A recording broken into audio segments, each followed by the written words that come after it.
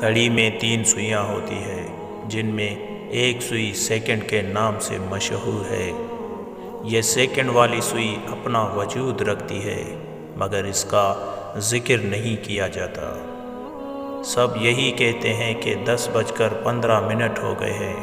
کبھی کسی نے یوں نہیں کہا کہ 10:15 اور 4 سیکنڈ ہوئے ہیں، جبکہ یہ سیکنڈ والی سوئی دونوں سے زیادہ محنت اور مشقت کرتی ہے، اور ان دونوں کو بھی آگے بڑھنے میں مدد کرتی ہے۔